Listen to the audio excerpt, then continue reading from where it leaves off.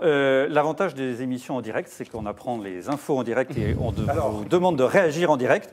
Donc, il semblerait, j'utilise encore le conditionnel, mais en direct, voilà, que Benjamin Griveaux va démissionner du gouvernement, soit aujourd'hui, soit demain. Benjamin Griveaux, c'est le porte-parole du gouvernement, mais qui veut être candidat à la mairie de Paris, et donc qui aurait décidé de quitter le gouvernement. Je vous propose qu'on l'écoute. C'était le compte-rendu des conseils des ministres ce matin. Moi, vous savez, j'ai toujours été très clair. Je l'ai dit, je n'ai pas varié depuis un an. J'ai dit que je donnerais ma décision au printemps. Le printemps a commencé il y a quelques jours. Il se poursuit, je le crois, jusqu'au 21 juin pour la fête de la musique qui clôt le printemps. Et j'ai dit que si je devais être candidat, je démissionnerais immédiatement de mes fonctions. Je n'ai rien d'autre à ajouter. Donc, selon nos informations, Benjamin Griveaux partirait. On attend la confirmation, évidemment, par l'Élysée, ce qui veut dire qu'il y a un remaniement qui va venir, puisque Nathalie Loiseau, elle, a déjà annoncé sa démission, puisqu'elle est tête de liste aux élections européennes pour Europe Écologie Les Verts. Mais, voilà, en l'occurrence, pour La République En Marche. Et comme on avait un sujet sur Europe Écologie Les Verts, voilà, j'ai mélangé les deux. Mais je pense qu'on Mais le sujet, de toute façon, c'est Benjamin Griveaux. Alors, au fond, est-ce qu'il a raison de démissionner aujourd'hui s'il veut être candidat? Mon sentiment, alors je suis pas, je le dis très sincèrement, d'ailleurs, comme mes camarades, je ne suis pas un spécialiste des arcanes de la vie politique parisienne. Mais ce que nous voyons tous comme citoyens... C'est pas le plus mauvais. Hein. Non, mais ce que nous voyons tous, là, c'est qu'il y a deux prétendants qui émergent actuellement comme étant, disons, les plus probablement consacrés en dernière ligne droite. À mon avis, c'est Benjamin Griveaux, qui représentera la majorité présidentielle, et c'est la maire sortante. Anne Hidalgo n'a pas dit son dernier mot. Et donc, effectivement, il a raison de ne pas tarder. On disait d'ailleurs que par rapport à d'autres, il s'était moins préparé. Je pense qu'effectivement, s'il y va maintenant, il va accroître ses chances de bétonner sa légitimité pour être peut-être le futur maire de Paris. Mais à l'évidence, si vous voulez, il ne faut pas se leurrer. D'abord, s'il y va maintenant, je pense qu'on peut estimer, connaissant un peu les rouages de la Macronie, vous les connaissez mieux que nous tous, cher Karl, c'est absolument évident que d'une certaine manière, le président lui a dit « oui, tu as quand même raison d'y aller, il ne va pas y aller contre le président ». Bon. Et par ailleurs, il a, je pense, comme homme politique, beaucoup plus que moi, il a une bonne estimation des rapports de force et il l'aurait senti, s'il s'apprête à démissionner, que c'est le moment d'imposer en quelque sorte son nom et son timing face à ceux de Anne Hidalgo qui est loin, encore une fois, d'avoir dit son dernier mot. Alexis Poulain, rebondir sur ce que dit Alexis Lacroix. Oui. S'il s'en va, c'est qu'il a eu le feu vert du chef de l'État pour démarrer sa campagne. Oui, complètement. Et ça veut dire que la campagne a déjà commencé, puisqu'on a aussi Mounir Mahjoubi qui parlait d'y aller également. Enfin, on a un nombre de candidats pour cette mairie de Paris qui commence à être déjà assez Alors, juste élevé. Ce sont eux des candidats à la candidature, puisqu'il y aura une commission nationale d'investiture, là, dans les rouages de. Mais clairement, Griveaux est en pole position, on va dire, pour cette investiture. Et l'idée, c'est bien sûr de commencer le plus tôt possible, parce que ça va être une campagne de longue haleine, et qu'aujourd'hui, je suis d'accord, Anne Hidalgo reste en position de force à la mairie de Paris, parce que c'est pas pareil que des élections législatives ou autres, les élections municipales. Quand on tient une mairie, on la tient longtemps, plus longtemps généralement. Alors je ne sais pas à quoi ça tient du mode de scrutin ou du fait que voilà, on a un rapport différent avec les électeurs.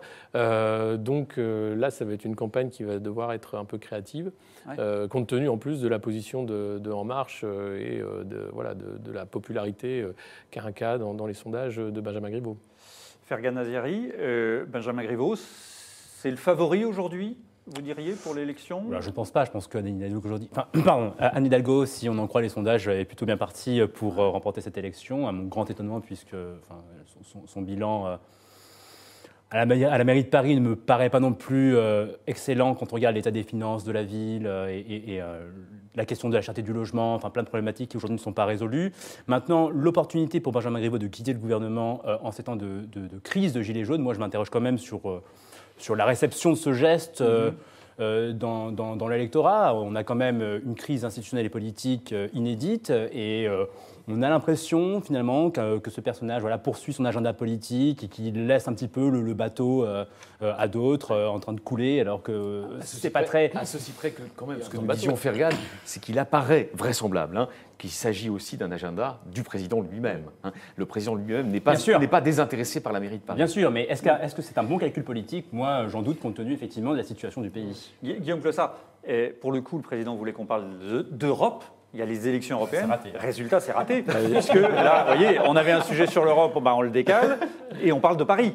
Et les autres vont faire comme nous. Honnêtement, ils vont nous suivre. Moi, si j'avais été dans sa situation, j'aurais dit on attend la fin des élections européennes.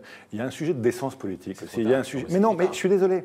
Je suis désolé, mais il y a un sujet aussi de décence et d'éthique politique. On est en plein débat, puisque le grand débat national n'est pas fini, on est encore en plein débat sur les gens n'ont jamais... On a sorti une consultation dans le cadre de Civico et de MakePlan qui s'appelle We European, à l'échelle du continent européen, où les gens veulent de l'environnement, mais ils veulent de l'exemplarité démocratique de la part de leurs élus. Et c'est extraordinairement fort. Et donc l'exemplarité, ça passe par la décence. Et la décence, c'est la capacité de se tenir et d'attendre. Et donc là, c'est juste une question. Ça, c'est le premier. Oui, mais après, je comprends. Non, mais d'accord. Non, parce que l'exemplarité, pour le coup, Benjamin Griveaux, je ne vais pas le défendre, mais il démissionne pour être candidat. Ça, c'est bien. On en connaît d'autres qui, avant, restaient cumulaires. C'est difficile de l'accuser de ne pas être exemplaire.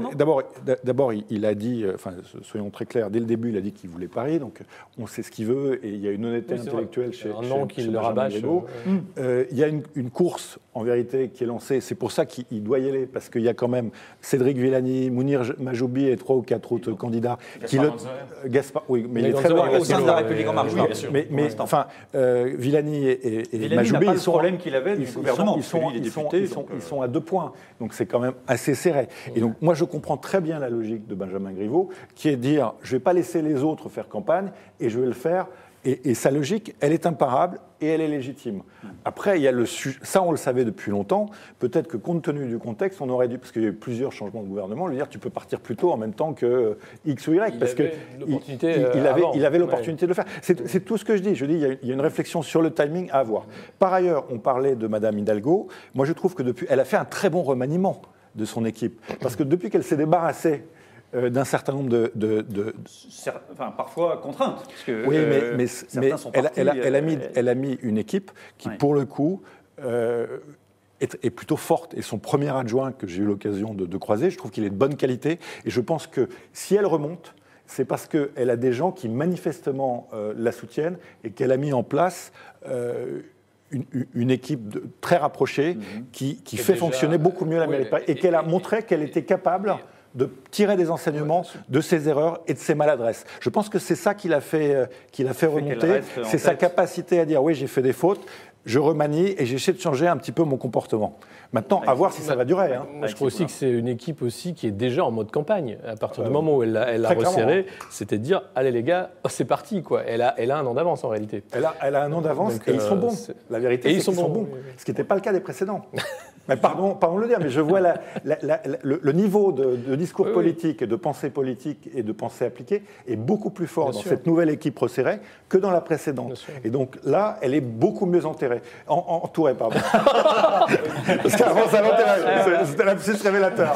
L'abscisse révélateur. Et ça veut dire, et on reconnaît aussi chez un homme politique sa capacité à prendre compte de ses erreurs et remanier avec de la vraie nouveauté. Et imposer son timing aussi.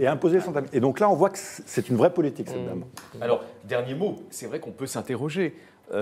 Pourquoi cette absence étrange de personnalités fortes qui, à droite, auraient déjà en quelque sorte préempté symboliquement le terrain?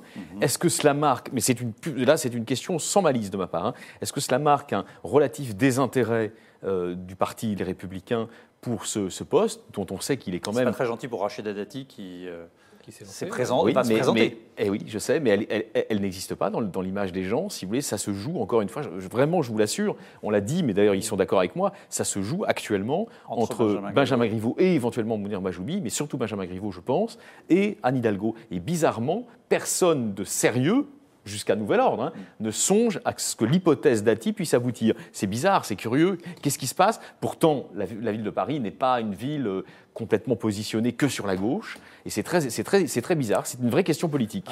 Un bon candidat de centre-droit peut l'emporter à Paris de manière facile. Mais il faut une... Et je pense alors, juste... Surtout, on se focalise, parce que là, on évoque les candidats à partir d'un sondage du JDD qui donnait Anne Hidalgo en tête, quel que soit le cas de figure de candidat de La République En Marche et de Rachida Dati. Mais on sait que l'élection parisienne, ça va être des élections dans 17 arrondissements, puisque 1, 2, 3, 4 vont fusionner. C'est là que ça va compliquer la donne. Et ça va compliquer la donne. Et donc là, le sujet, c'est quand même aussi un sujet d'ancrage local, parce qu'il y a des maires qui font plutôt du bon travail. Et donc, ça ne garantit en rien que La République En Marche aura le temps d'être suffisamment installée localement pour pouvoir... Parce que ça va jouer, hein. Ouais. Et on peut très bien avoir un équilibre entre... Parce que la droite va rester très présente, en fait, dans un bon tiers, à mon avis. Au fond, ça va être 3 tiers. Et donc, c'est pas du tout évident. Donc, le résultat va être se jouer au troisième tour. Très incertain. Très incertain. Fergan Aziari, vous diriez que Benjamin Griveaux est libéral, est un candidat libéral ou c'est pas l'étiquette qui vous vient? Non, vous étranglez pas pendant que Mais apparemment, c'est pas le libéralisme de Fergan. Non, c'est un autre libéralisme. Peut-être. Oui, non, pas du tout. Je ne vois pas du tout s'il y a de libéral dans ce gouvernement de manière générale. Et M. Griveaux étant SU. Oui, à ce point-là, je veux dire. C'est pas un gouvernement autoritaire. On ne parle pas du gouvernement, là. On est sur Benjamin Griveaux. Depuis 2 ans, moi, je serais bien embêté, si vous voulez, de faire la liste des mesures qui ont profondément changé ce pays et qui l'ont profondément sorti de ces blocages et qui l'ont libéralisé. Je ne vois pas. C'est-à-dire que si vous voulez m'aider, allez-y. Moi, je suis pour. Alors, ce que je vous propose, on en parlera à la fin. Non, mais ce qu'on ne peut pas enlever, moi je suis pas du tout, je ne fais pas de politique, mais j'observe, ce qu'on ne peut pas enlever à Griveaux, c'est à mon avis potentiellement sa capacité dans l'espace public parisien à rallier derrière lui des gens qui sont plutôt issus de ce qu'on appelle traditionnellement le centre-gauche et des gens qui sont plutôt issus, avant la révolution macronienne, avant 2017, si vous voulez, de ce qu'on appelle traditionnellement le centre-droit. Ça, je crois qu'il a quand même cette capacité. Voilà. Donc, de ce point de vue-là, il couvre un espace qui va, en gros, Fergan, il me semble, qui va, comme Macron d'ailleurs en 2017, qui va en gros de Juppé au cœur du Parti socialiste. En gros, quand même, alors, il me semble. Puisqu'on est dans les étiquettes politiques, ce que je vous propose, c'est qu'on passe aux étiquettes écologistes, puisque maintenant il y en a partout. C'est simple, tout le monde a repeint sa liste en vert et tout le monde se réclame de l'écologie. D'où notre question, à quoi sert encore la liste Europe Écologie Les Verts de Pascal Canfin est devenu numéro 2 de la liste de La République En Marche. Alors écoutez ce qu'il disait ce matin, c'était au micro de France Inter. Si on veut être à la hauteur des enjeux,